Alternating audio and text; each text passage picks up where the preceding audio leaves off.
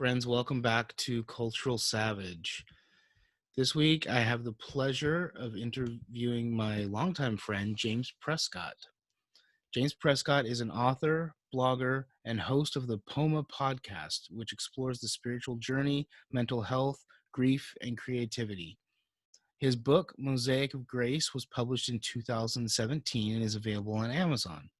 He also authored Dance of the Writer, a beginner's guide to authentic writing, which is available free on his website. James has also written for Huffington Post and Thrive Global. You can find his work at his website, which is jamesprescott.co.uk. And we will get to his social media stuff at the end of the interview here. James, thank you so much. How are you today? Oh yeah, it's really great to be here. Thank you for inviting me. It's an honor.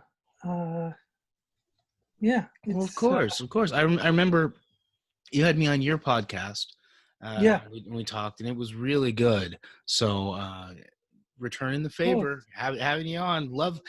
But I love what you have to say, though. You're so thoughtful and careful with your words, and I appreciate that about you. And so I love having you on. Of course, I want to have you on my podcast. You know, those are the kind of people that I want on there. So Thank you. yeah, That's very kind. Oh yeah. wow, that's very kind. I appreciate that. Of course, of Yeah. course. Well, for those that haven't been Twitter stalking you for years, like I have, why don't we? Why don't you tell them a little bit of your story? Tell us a little bit about what brought you to where you are, where you are. Yeah, just tell us some of your story. Share you with us. Okay. Well, I mean, go back to the beginning. I grew up in this town near London called Epsom, in the UK. Uh, Kind of went to church ever since I was pretty much since I was born. Mm-hmm. My you know, Methodist church, and my childhood was pretty normal up until I was 8 years old. When I was 8 years old, my mother had a asthma attack. She in front of me, right in front of me, Mm. and I I've told this story before that I walked into the room where she was sitting, and she was like frozen to the chair, not moving at all, almost like literally not even breathing. And that definitely scarred me in more ways than I actually realised Yeah. until recently. And she was then taken away off to hospital right in front of me again. My Mm-hmm. dad just went off to hospital with her. I didn't get any explanation. Didn't get any. I didn't. She was just gone. I didn't know whether she was coming back. I didn't know what was happening. Nobody had told me what was happening. And babysitter arrived, and that all just happened. So that was quite traumatic. Yeah. Um, quite So, I mean, in the context of that as well is I'm highly sensitive. I've always been highly sensitive since I was little, uh, and quite shy, introverted at the time, especially. And so I took that in a lot, and that was kind of an abandonment trauma because it was, yeah, it was like my mother had gone, and I didn't know she was coming back, and nobody had told me what had happened. Right. And Right. I didn't see her for a month because she was in hospital for a month. Wow. She almost died. It's a miracle that she didn't die, in fact, to be honest. Uh, she died when she came back. So she came back. I was going to say she came back from the dead, Mm. but when she woke up, came out of her coma, she said she'd been with Jesus and he sent her back. That was the first thing Mm. she said to my dad, which obviously had a big impact on me. Well, yeah. Uh, yeah, and the problem was that she had lost her short-term memory. The asthma attack had caused brain damage, so she was no longer, her short-term memory didn't work properly. Basically, everything else was fine.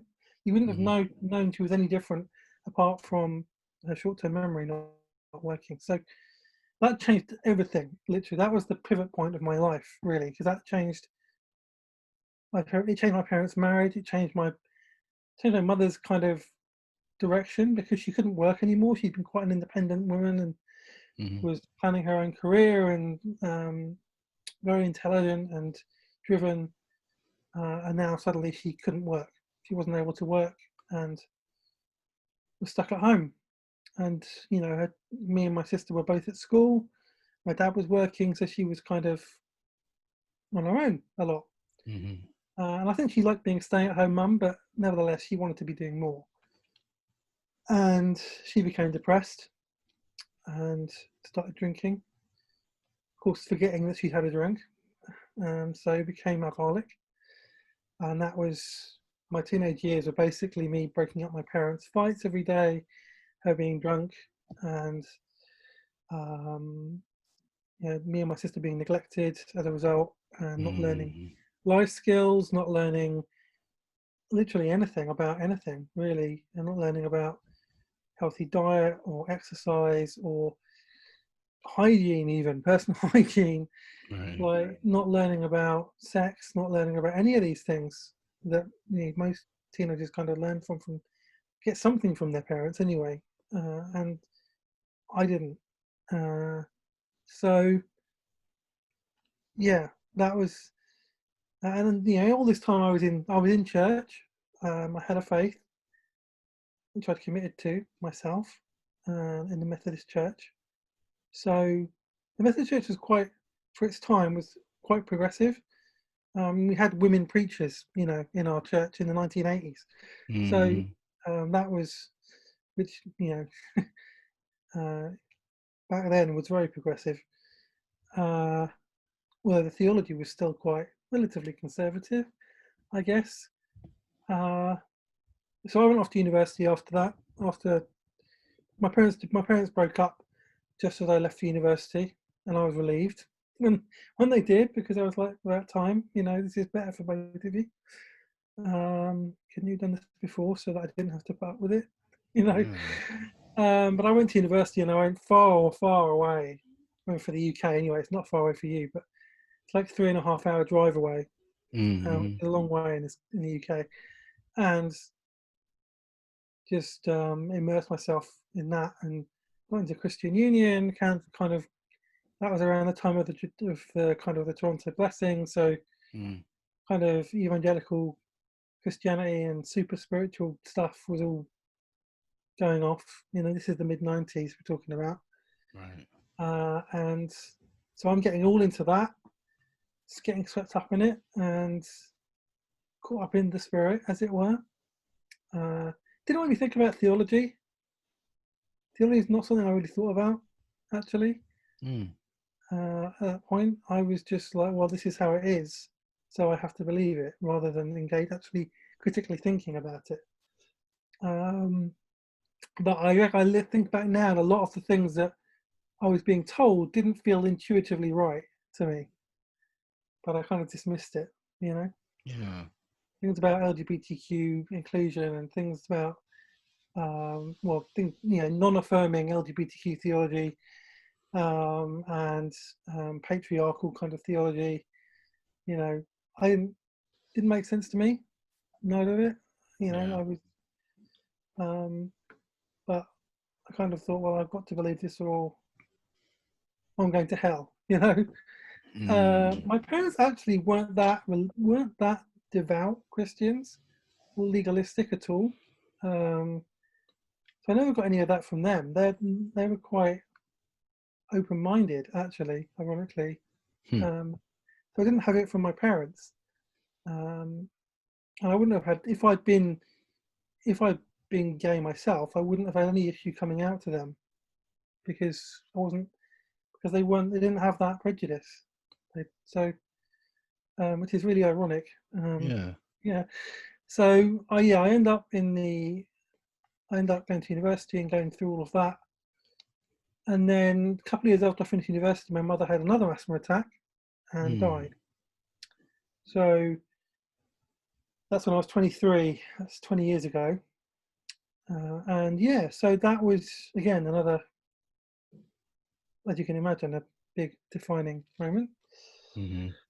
Um, And I think that's the point where I really started to shift theologically, spiritually, because I think there was something in me that was like, well, God is not big enough to deal with this. The God that I have grown up with isn't big enough for this, for what just happened to me. Uh, so I have loads of questions. I had loads of questions, Yeah. doubts, and like, I was questioning everything privately and not even Right. consciously in some ways. I wasn't even aware of it at some point, at some level, but it was there in the background for 4 or 5 years. Like, and I didn't do anything about it, but it was all there. It was like unraveling inside. And then I go to this kind of festival, evangelical kind of festival, and there's a bookstore there. And so I'm looking around and I see this little TV screen playing this DVD, and it looks really really cool, and it's this looks really interesting. And so I bought a couple of these DVDs, and it was Numa DVDs, Oh, okay. Yeah. Rob Bell, and yeah, and I bought his book Velvet Elvis, and I read that, and I literally sat in my tent and read that cover to cover in like 2 hours.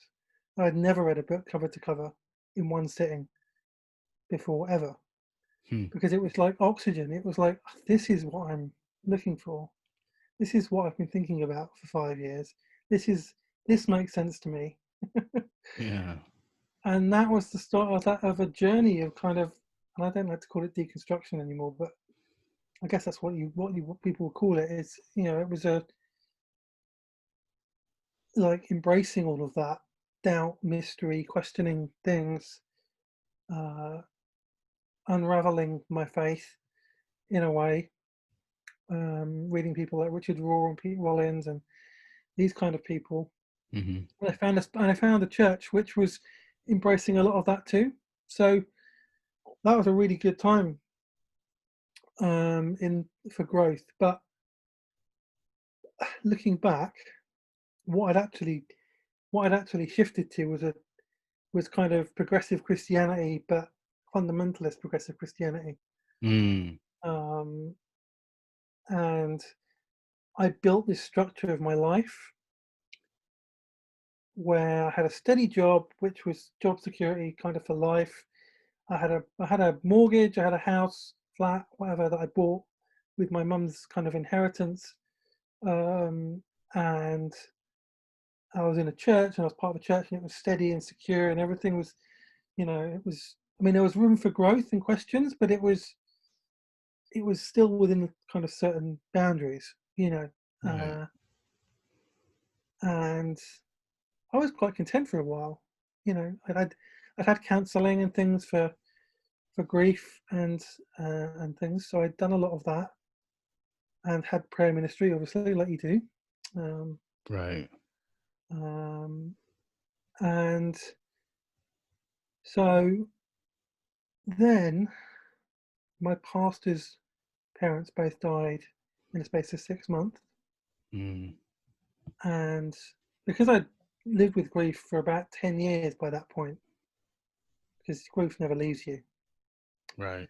right? It's always with you. I knew there was going to be one of two responses to it. There would, and I know this for sure now. There's two. But you either retreat into certainty Hmm. and you hide from it, and you build a structure around your grief, or you lean into it, you feel it, you experience it, and you actually start building a structure into your grief and actually learning to manage your grief. Manage is not a good word, but to live with your grief and it not to control you. Mm. And my pastor chose the first one. So he went. So our church had been relatively progressive and been really quite good, like for my growth, and lots of room for different perspectives and things. But suddenly that all kind of changed, and we were kind of retreating into certainty and very centralized control. This is what you believe. This is what you say. This is the language that we use.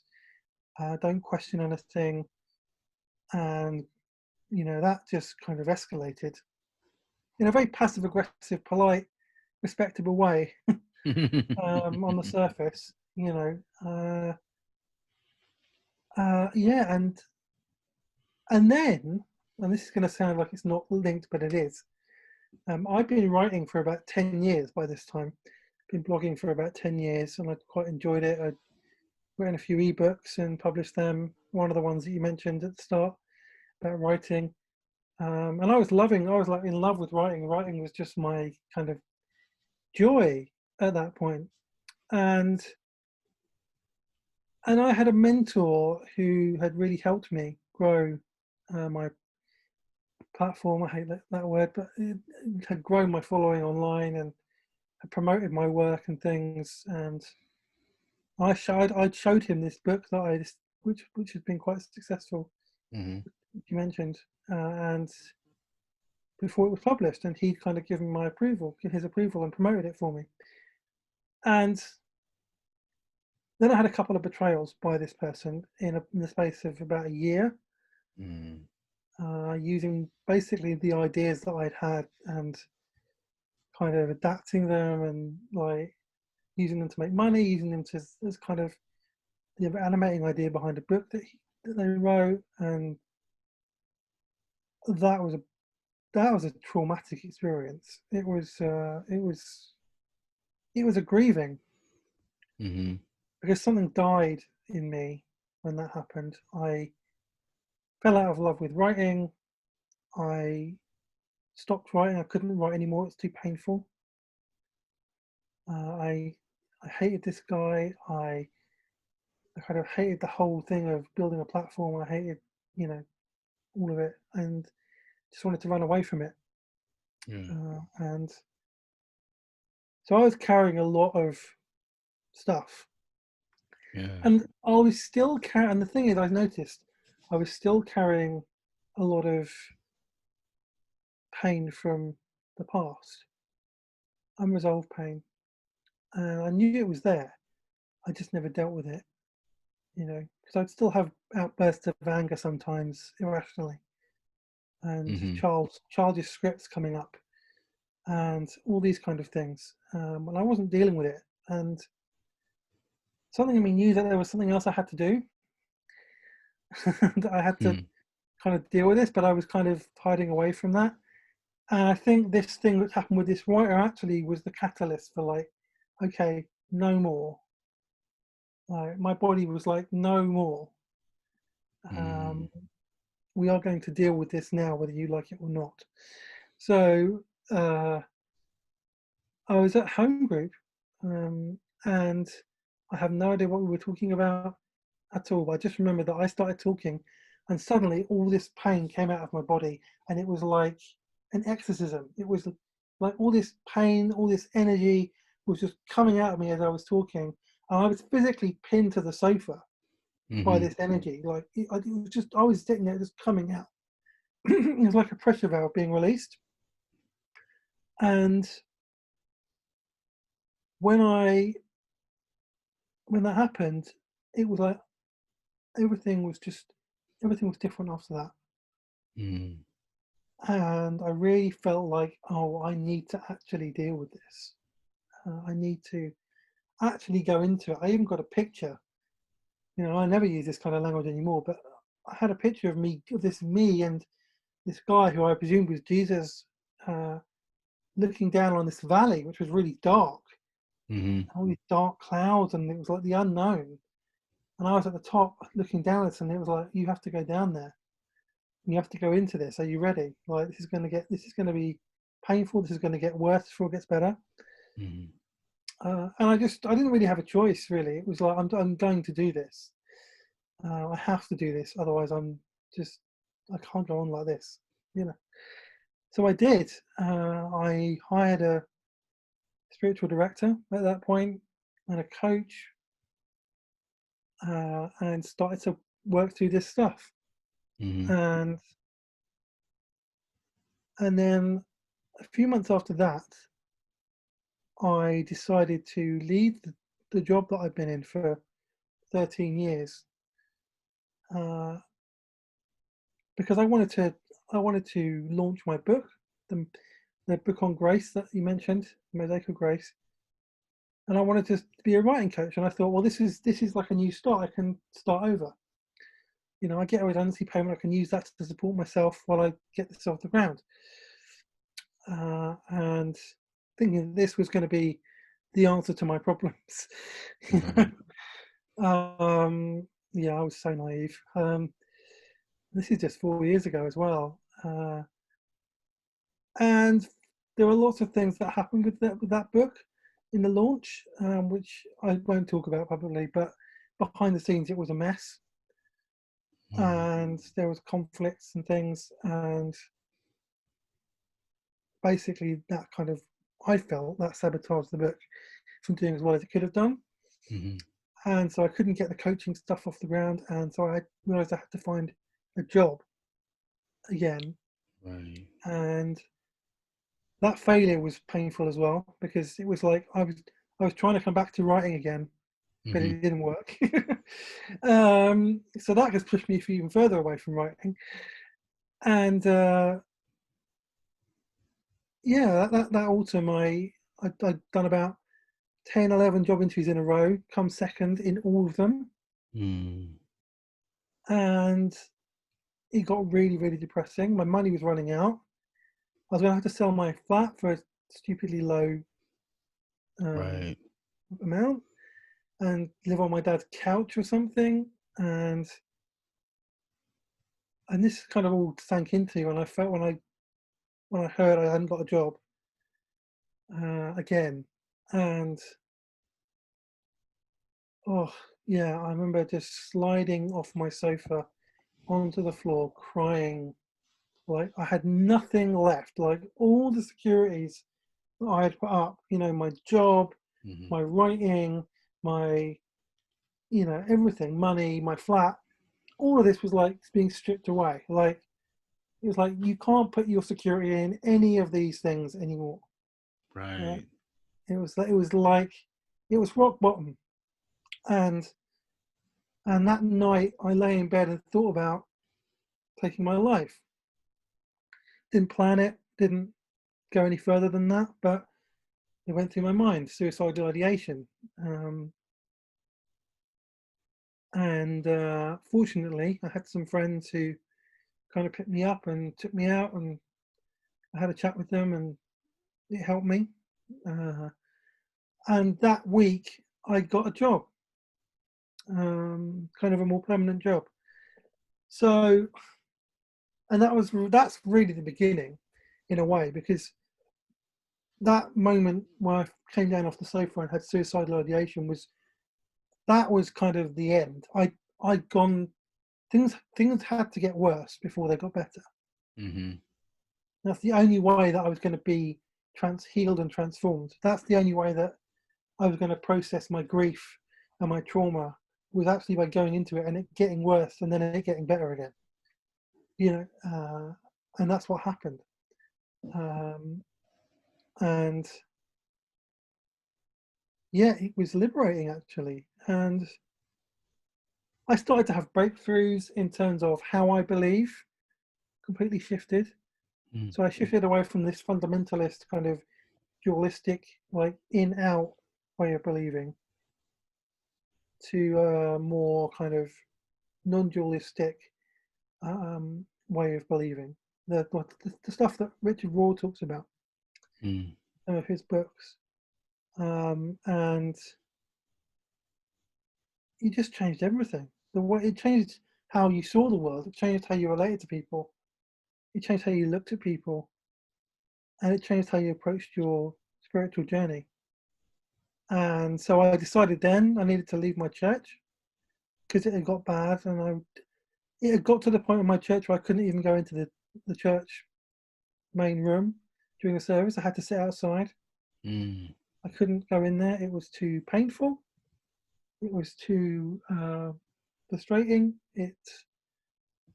Uh, and I just physically, my body would not go in. Yeah. I think that's what it was. My body physically could not go into that space. And oh, Yeah, and when I look back,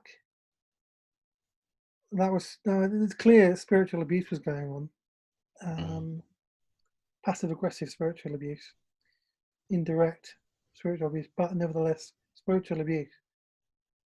And I went to try out a new spiritual community, which I'm still a part of, a kind of contemplative community, a kind of more reflective, open, inclusive community, using lots of liturgy, using Taizé, using lots of silent contemplation. Mm-hmm. And I remember going into this old church building with about 10, 20 of us. No band, no noise, nothing. I just sat there. I remember I breathed out. And it was the first time I breathed out in church for years. Mm-hmm. I realized it. I thought, oh my gosh, I actually breathed out in a church and I haven't done that. When was the last time I did that? And that's when I realized how bad it had got. And I just normalized it because I'd been there every week. So I thought that's just how it was. You just kind of, you forget. Right. And I went back, I was still transitioning. So I went back to my other church the next week and I could feel it. My body was all bound up. I was tense. My chest was tight, shoulders were tight, and achy, almost like shoulders are achy almost. And I was literally putting on an act. I was speaking the language that you get indoctrinated to speak in these places. Right. The Right. language of the community to fit in. I wasn't being me. I wasn't alive. I was basically dead. Yeah. I was like, oh my god, this is how bad it's got.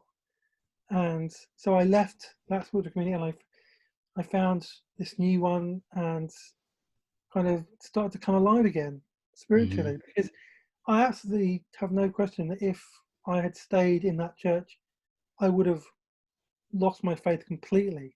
Like, completely. It would have died completely. I wouldn't have been able to go on. Wow. Um, and it just evolved. And it was really great. I was able to connect with Jesus again. I was able to connect with the Bible in some ways again. Um, yeah, it was really great. And like I said, I've been working with a spiritual director. I've worked with a couple of coaches, and that had all been really, really helpful. Mindset coaching and um, and life coaching and spiritual direction. And my spiritual director is a trained therapist as well, which kind of Oh, helped. nice bonus. So I was getting two for the price of one. Um, yeah, it just and I, that just it changed my life. Literally, it changed my spirituality, and I'm still trying to figure out how it's changed it. Um, That's fair. and so, and then something weird, really funny happened, or a series of events, which was quite, well, I think is quite funny in hindsight. Um, I sold my flat because I wanted to pay off my debts and move forward. Mm-hmm. I didn't need to because I was in a job, but I wanted to just pay off my debts and move on. So I did that, and I moved into this place where I'm living now, thinking that I would move in 6 months and that buy a place of my own again. And then out of the blue, that job disappeared. Oh, Completely out of the blue. I was performing really well. There was no reason for me to leave or be let go, and I was. So yeah, suddenly I was like, oh, here we are again. You know, mm-hmm. but I was a very different person this time than when it had happened the previous time. Right. And so, I found kind of temp work really, really quickly, and I kept looking for work, and within it took me a while to find a permanent job, Mm-hmm. but this time I was a bit more engaged with reality. I think I was not deluding myself that I could magically change everything. I was actually engaging with what was happening, and Mm-hmm. I actually had the confidence in myself to back myself to get a job, which I didn't have the previous time. And and I thought, okay, I'm going to use this opportunity. So um, I got invited to San Diego to speak at a church, and that was amazing. I felt instantly in love with San Diego. Had a great time there, and I met somebody in LA who helped me plan my next book. So I was moving forward with that as well. So I was That's great. finally kind of getting into a maybe it's time to write again thing. Yeah. And I had an idea about sharing my story. And yeah, last and then kind of December, kind of almost out of the blue last year, I found a job. Feels long ago now, doesn't it? But it was like a decade ago. But I got a job, permanent job this time, and it was permanent. It was a permanent contract. So that was brilliant. And yeah, and it was like almost like going through the same process again, but being in a very different place. Yeah. And I had to go through a lot of the same emotions, a lot of the same fears and anxieties that I'd had the first time, Yeah. but I was in a much healthier place. So I was able to deal with those in a much healthier way, and didn't get to a low place as much. Hmm. And I had practices that I'd learned which could help me get me out of those places, and people that I knew and trusted who would help me get out of those places. So it was a very different experience. It was, I learned that, yeah, it's incredible. It was actually quite confidence boosting because it's like, well, I've been through this all over again very quickly and actually did it a lot better this time. So Yeah. yeah, that was a positive sign. And then this year, I mean, crikey, this year, um, what a year. But I worked, it's really weird because this year has actually been internally, I've done a lot of growth this year. I've done a lot of internal work. I worked with a embodiment coach, Mm. uh, and got to know my body as a person, started to listen to my body, started to engage with my body as a person, and get more in tune with myself, more in tune with my intuition, and process some more of the trauma that I've been through because Hmm. there's always stuff you haven't processed, like Right. always. Like you go down a level to deal with stuff, and then you find out, oh, there's more. You know, Right. like because I thought, oh, if I deal with like my childhood trauma, and I deal with my grief, and I deal with all of these things, then I'll be okay. This 5 years ago, this is what I thought. Now it's like, no, no, no, no. You just deal with that, and then you're okay for a bit, and then you get to another whole different thing. Yeah. Uh, and that's kind of what's happened. And all of this was really good for my confidence. And I started actually seeing a proper therapist and doing um, internal family systems and EDMR therapy, Nice. which is like the first proper therapy that I'd had, and it was life changing. Really, just dealt with a lot of the shame and the guilt and stuff from Hmm. purity culture and evangelicalism and conservative Christianity, which I kind of had in my 20s and my teenage years. Yeah. And that was really, really transformative. And yeah, and of course with lockdown, it's been a whole different challenge because it's an experience of grief. Yeah. So, me being familiar with grief and Hmm. having experienced a lot of it, I've learned a lot about how to process my grief, how to engage with my grief, how to explore my grief, how to get myself out of those difficult times. Hmm. Uh, and these last few months have been a challenge like that in that respect because I've basically been in this house for 6 months because of lockdown and things and the kind of restrictions. And that's a challenge for your mental health, Yeah. definitely. And so I've had difficult days, and people see me on Twitter, they know that. I'm quite vulnerable on Twitter because I want people to know they're not alone. I don't Mm-hmm. share everything on Twitter, believe it or not, but I am quite vulnerable there because I want people to know they're not alone.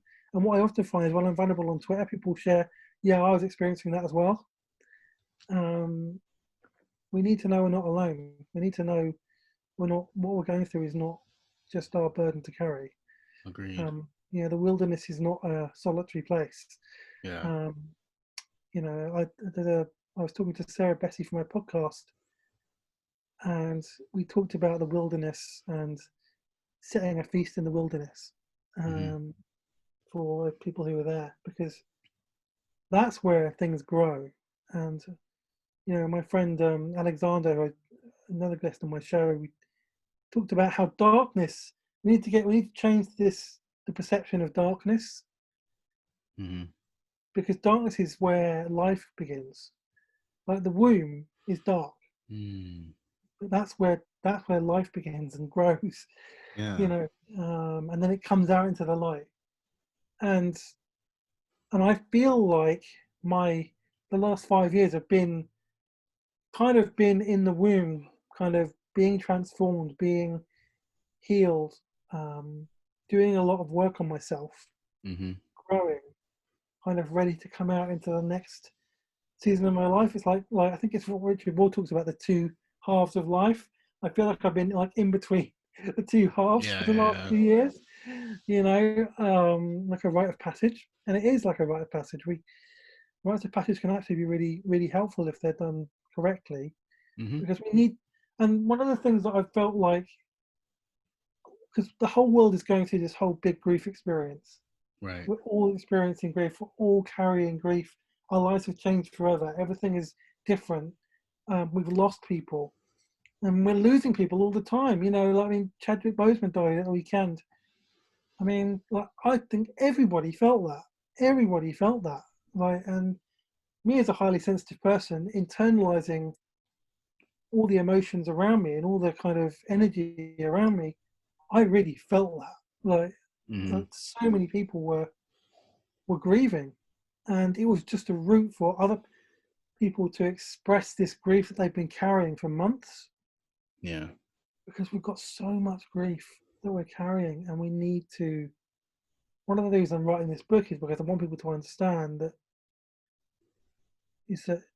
you need to name your grief and your trauma, and you need to do the work on it, and you need to have community around you to help you do that work. You need professionals around you to help you do that. Mm. It's really, really important to do that work, not just individually, but as a culture. Because that's the only way we'll get transformation in our culture, is if we learn to process our grief well. Like, Yeah. so much of what has happened in the last 5 years with Trump and Brexit and all of that is people not being able to let go of the past. Make Very America true. great Yeah. again. Like somehow America was great once, like some mythical past. Right. And in Britain, it's like take back control, and let's go back to the British Empire, and all this kind of thing. People can't let go of that. We won the war. Uh, it's Right. just all of it is just unresolved grief at the fact that the world has changed, and we need to change as well. And people can't let go of that. And things are changing. I felt for a while there's a movement in the spirit, if you want to call it the spirit, going on. Something is shifting, and it's starting to manifest itself on the surface. And Mm-hmm.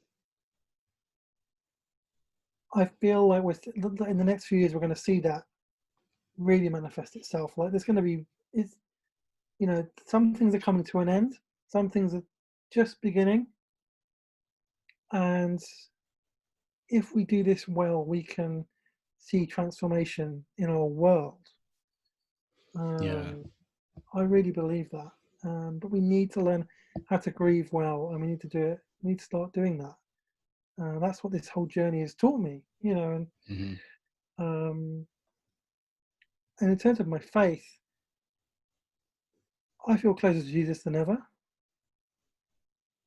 I feel like the more I see of his humanity, the more I see his divinity.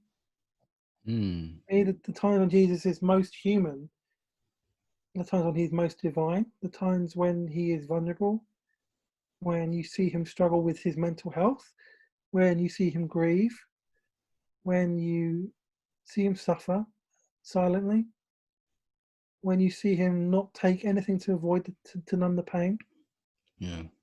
Those are where I kind of feel Jesus the most. And somebody I interviewed for my podcast told me, like, Jesus lost a parent.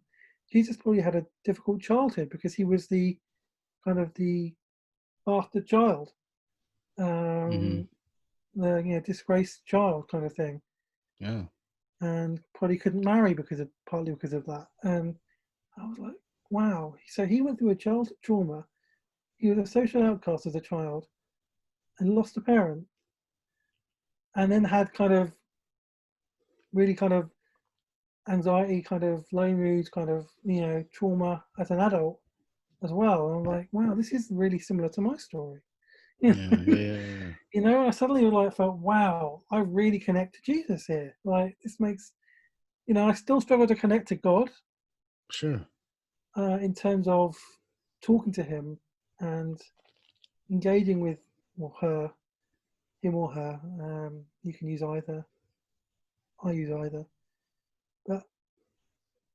But yeah, and I see the thing is, I see the arc of the divine and this what they want to do with the world and what they're doing in the world and what they've done in my life. Mm-hmm. But the personal relationship thing is really difficult for me because there's still that question that comes from deep inside of like, you had the power to stop this stuff happening and you Right. just sat there and watched it happen. And Right. there's part of me that can't get past that question. And Well, it's a big question. it is. I mean, it's a question that a lot of people ask, like about the interventionist God and is God an interventionist God? And, I was telling somebody yesterday that believing in an interventionist God is very painful because Yeah. God doesn't often answer prayer, or not in the way that we want anyway. Most people don't get healed. Most people, it doesn't always turn out as we want, Yeah. and that's not easy to hear. It doesn't mean that God doesn't love us. It doesn't mean that God isn't real. It just means that doesn't happen. That's not, you Yeah. know, because then you've got to get into because if you say that God is interventionist, then you can say, well, He doesn't allow us to make our own choices. So, or is it a Right. bit of both? Is there kind of some nuance in there? But yeah, so I don't know what I would call myself now. I call myself a Jesus follower, Mm-hmm. um, and I love the Bible. I love the New Testament, especially. I love the Gospels, and the teachings of Jesus. And there's some great stuff in the Bible. But I think I have a healthy relationship with the Bible now. It's not. Yeah. It's not kind of this idol anymore. It's not the golden calf anymore. Right. Right. I think a lot of Christianity has made it into a golden calf, like the final word on everything, when it should be, like Rob Bell says, the first word, not the last word. Yeah. Um, so yeah, that's kind of my story.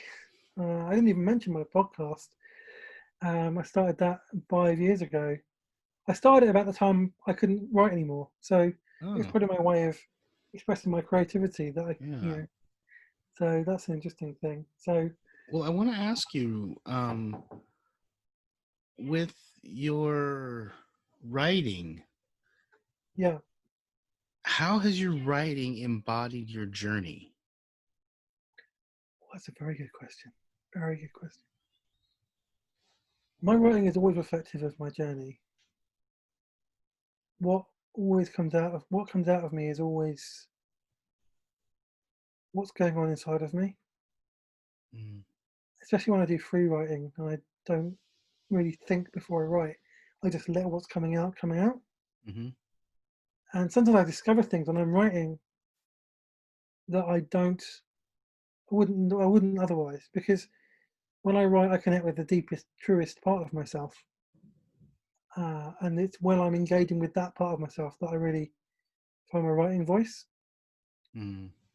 Uh, remember like 5 or 6 years ago, I stopped writing because I'd lost my voice, and so I just spent time every day, 15 minutes every day, just writing from my heart and not thinking about it. And I found my voice again. Like that's where that book came from, Mm-hmm. that first book, which is still the one that's done the best out of everything I've written. So, and there's definitely a truth in there that I need to connect with that part of me to write my best work and to Mm-hmm. write my truest work. And it's definitely a reflection of my journey.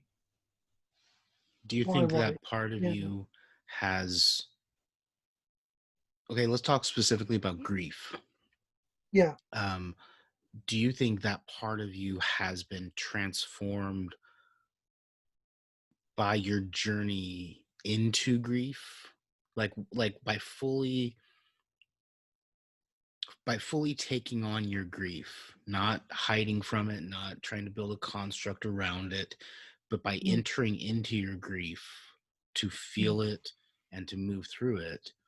Do you think that deepest part of you, that voice, do you think it's been changed by that experience?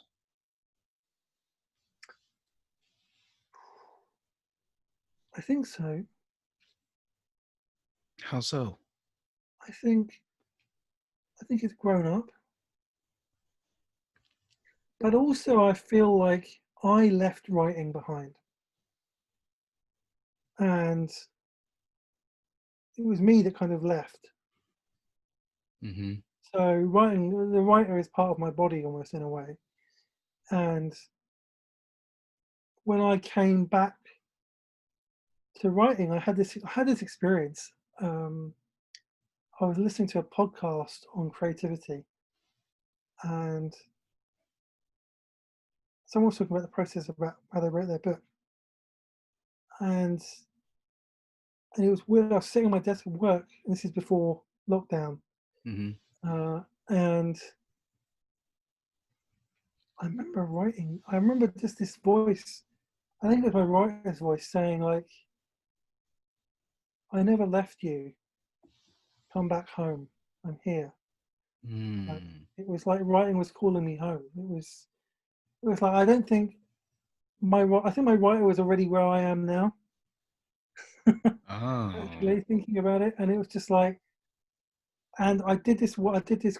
I went on this creative call with Rob Bell. He does these online classes, and as I talked about this stuff with him, it became clear that the kind of animating force behind this book. I thought it was the grief of losing my mother and the childhood trauma, but actually it was the grief of what happened with this writer mentor 5 years ago. Mm. That was which caused me to abandon writing. And this was like my writer's way of saying come back. This is Right. this whole journey has been like my writer kind of trying to bring me back to myself, Mm-hmm. like and start writing again and kind of helping me get to where they already were maybe. And I'm sure that they've grown along with it as well Sure. because my writer is part of me. I've got to know myself better, so that's definitely part of that process too. And then I had this experience a couple of weeks ago. I took myself away for a couple of days at a hotel just to get Mm-hmm. out of this space. And moving to a different physical space made a huge difference. Got out Oh of my yeah. head. I had my own desk. It was just so much. It was like air conditioned and everything. It was nice.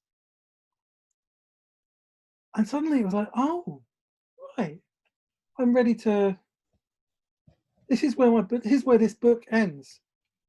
This is where this kind of season ends. Hmm. I've been like wondering, like, am I ready to write this? I wasn't ready to write this book because I wasn't done living it yet. So when's this? What's a good time for me to end that process and start writing this book? Mm-hmm. And it was like that weekend. It was like, oh, this is it. Hmm. This is it. All right, okay, I'm ready. Right, and I just knew. I just intuitively knew. Like sometimes you just know things.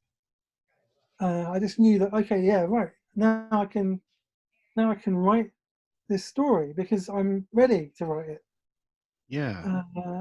And it was like coming home again. And I think I wrote 3,000 words that weekend. Wow. And So let me ask this, because we talk a lot about writing, you and yeah, I do. But how do you think? Okay, you've been moving through this grief, and your writing is kind of embodying that journey in some ways, and calling you through that journey. Like, come heal yourself so we can write again. How do you feel that that writer voice is connected to the divine? Or is I it? Or is it more centered in yourself? Or is it both? I mean, both. I think yeah. both. The answer is yes. um, I think it's my most. I think my writer is my truest, deepest, wisest, best self, uh, and it's the place where I connect with the divine, Mm, where the divine, where you kind of meet with him. And I'm not saying that like I'm special for that reason. That's not what I'm saying. I no, think no, because I think when you connect with your absolute best self, there's something divine about that moment. So with the like yes, you know when you go and watch a musician perform, right? Really great musician, or you listen, even if you just listen to a great piece of music, you can connect with that. So that connects with something deep inside of you. If you're a musician and you make music, the whole process of making the music can connect with you. yeah, Whenever you're doing something where you lose track of time, where you feel really connected to yourself, where you feel alive, that is when you are connecting with the divine, because that's you're connecting with how the divine made you, yeah. right? Because whatever your skill set is, whether you're an accountant or you're a writer or whatever you are, Hmm. when you're doing whatever thing makes you come alive, you're in tune with who you really are, and then you're more in tune with the divine. I like Uh, that. That's good. yeah, That's really good. that's what I think. So, away from writing for a moment, because Mm, I'm curious. I mean, first of all, though, I mean, thank you for being so vulnerable and sharing your story and your journey. I really appreciate that. I value that, and I want to honor that you've done that. thank you. I'm curious, though, the healing with grief that you've done. Because, like you said, grief really never leaves us. We just learn to live with Mm, it. I mean, I know this. My mom died when I was 2.5.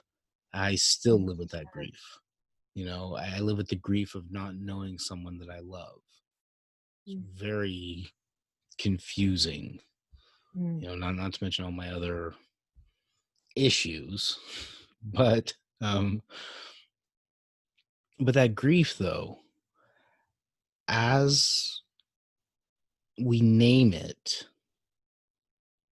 and as we move into it, thereby moving through it, how has that healing actually manifested in your body?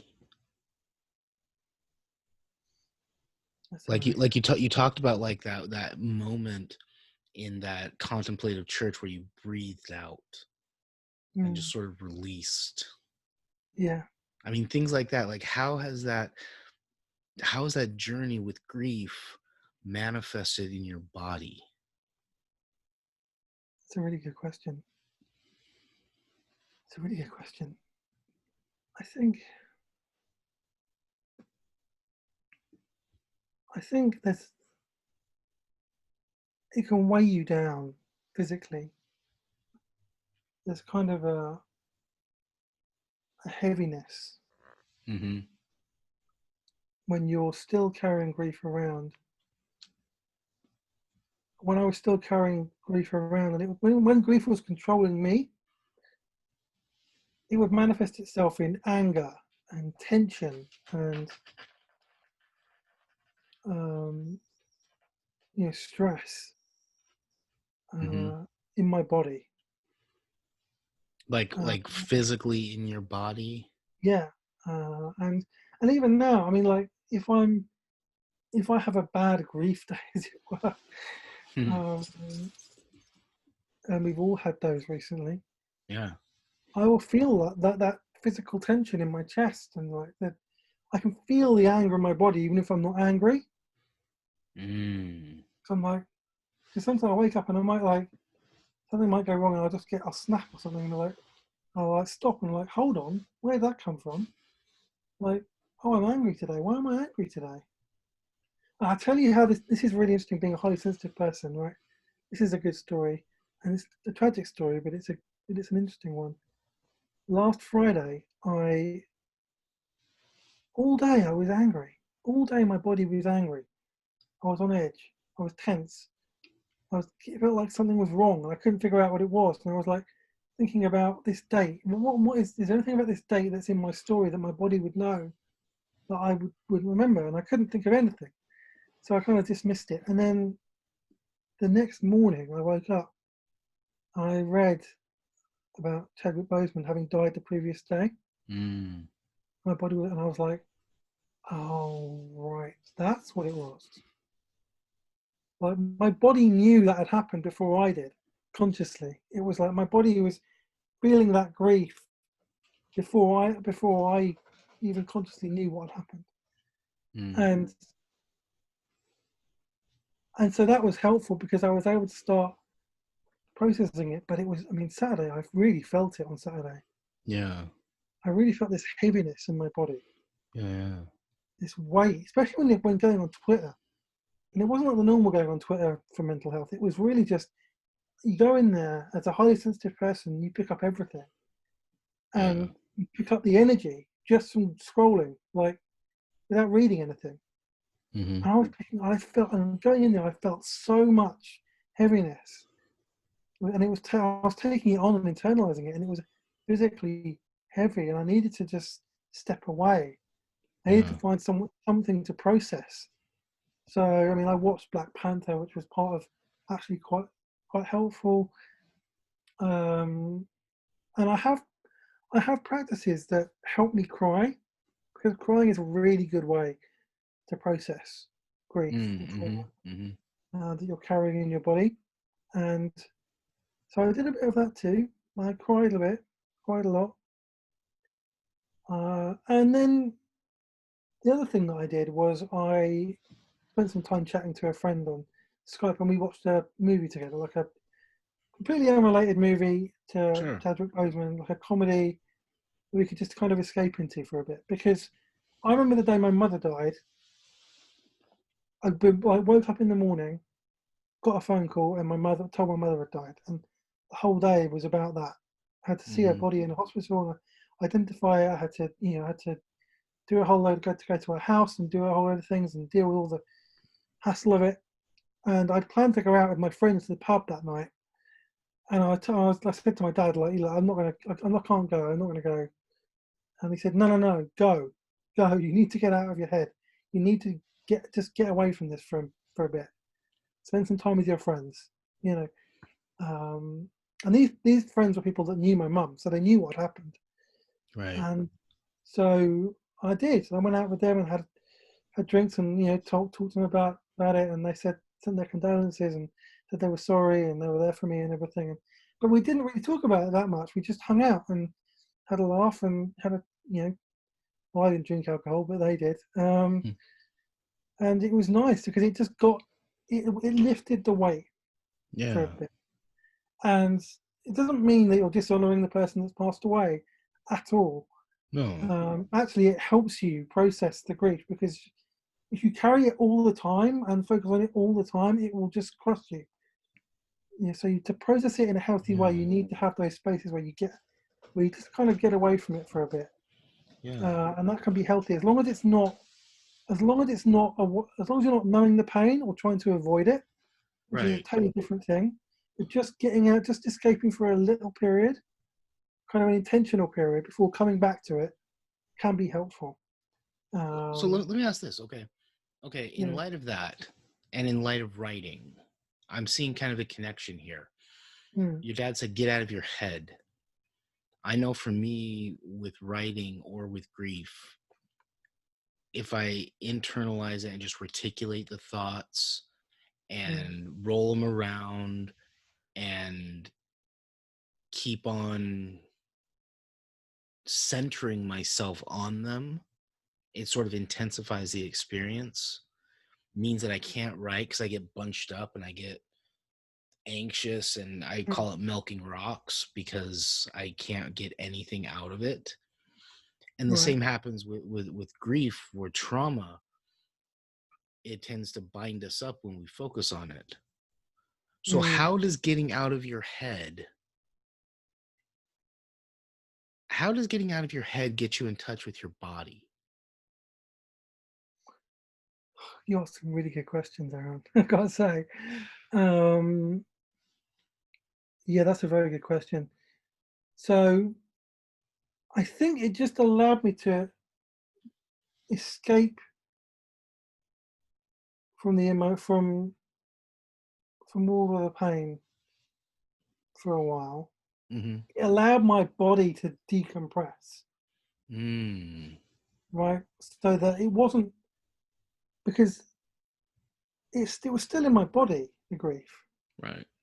but it wasn't consuming me. It wasn't in my head. I was like, okay, I'm leaving you for a moment. I'm going to come back to you, but I'm leaving you for a moment. Right. And then when you come back, it's not such a heavy weight. It's still a heavy weight, but it's not as overwhelming, right? So, and you're able to Mm, kind of like, and if you've done the work like I have, you're able to kind of stand back and say, okay, how can I process this in a healthy way, and how can I engage with this? What can I do with this? And I have practices that I use. And mm-hmm. one of the things that I actually did, which was really therapeutic for me, was go on Twitter and actually leave some stuff about grief for people, leave some advice, guidance, encouragement, solidarity, all of that, and Does just that talk help you about get in grief a bit. touch with your does that help you get in touch with your feeling of grief? It does, and it also feels like I'm using what I've been through to help other people so that they're not alone. Oh, gotcha. It's like when it's like I don't want other people to feel like I did. I don't want people to be as uneducated as I was on grief. You Right. know, I'm trying. I think it's just, yeah, it's cathartic. It's, and also it's for me. It's like, oh, I'm not alone either. It reminds Mm-hmm. me I'm not alone. That I almost Right. find my own solidarity there. Like other people come and like it or reply or whatever, and Right. The grief is a like, oh, shared good, I'm actually not experience. alone. You know, it's a, it's, and yeah, it's quite a cathartic experience. So yeah, that's Mm, one of the things that I did. Writing actually always helps me process. I think there's somebody said once there's some science which suggests that people who write for 15 minutes every day, mm-hmm. like their emotions, journal their emotions, it improves not just your mental and emotional health, but it improves your physical health as well. Hmm. Like writing actually improves your phys. If you journal your emotions regularly, it improves your complete, like your, like apparently your liver gets better or something. Wow. Like your body, your kidneys work better or something. Your body just basically works better when you're not carrying all of that stuff around with you. Right. The very physical impact of emotional trauma, uh, things like grief and abandonment issues and all of those kind of things. They're physical wounds. They're not just like they're not just emotional wounds. We carry it in our bodies, Yeah. and if we don't acknowledge it, it will weigh us down. If we don't acknowledge our grief, it will control us. I It agree. will. It will have. If we, I think there's this story in the story when Jesus names the demon that's in this person. In the culture at the time, apparently, this is what a pastor told me. In the culture at the time, if you name something, you took power over it. So when Right. Jesus names that demon, like Legion, whatever, he is taking power over it. So you take that principle now. If you name your grief, then you are taking power back from it. You are not letting it control you anymore. Because if you're living in certainty or addiction or any kind of certainty, then your pain is controlling you. It's not you. You're not in control of what's going on. You might feel like you are, Right. but your grief or your trauma or whatever it is actually being a kind of passive aggressive dictator, because you're pretending like it's not there, but it's there, and it's actually controlling everything. And especially in Good. our culture, we try and medicate everything. I You know, agree. Yeah. and like, I mean, medication is good, by the way. Medication can be good. I'm not like Right, but I'm saying there's a when difference you, between like getting medication that helps yeah, and just numbing yourself out. that's right. That's the difference. Yeah, but I take medication for my epilepsy, for example, Hmm. right? And I have to take that. So I'm not anti-medication. If the medication is necessary and prescribed, you should take it. But medication just to numb the pain and avoid the pain is not actually healthy. Yeah. Um, Pain is our body's trying to tell us something, all kinds of pain. True. And so, like if we couldn't feel pain, we wouldn't know what was wrong. So it's a good thing that you can feel pain. Uh, Yeah. Okay. Let me ask this. This is my favorite pet peeve question. We're getting kind of to to the end of our time here. I mean, I could just keep talking to you all day. I'll just be honest, because you've yeah, got some yeah, great stuff to say. But totally. I love this. let me ask this: in light of what we've talked about, in light of grief, in light of your journey, in light of embodying your truest self, in light of these things, what has this done to your idea of the gospel, of the good news? How have these things shaped that? Yeah, that's a good question too. I I think, well, I believe in resurrection. Okay, Hmm. more than ever. But my idea of what it is has changed.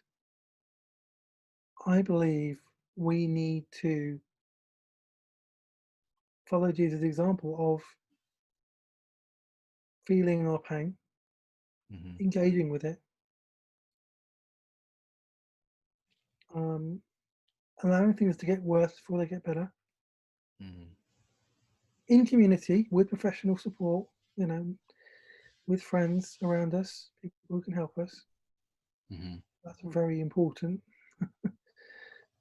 But doing that, not taking the vinegar to numb the pain, allowing whatever it is to die so that we can be transformed and, in a sense, reborn.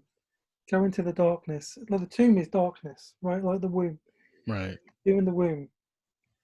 Uh, and new life comes out of the tomb. Jesus comes out of the tomb. Jesus comes out of the tomb carrying all the scars that he had with crucifixion. Right.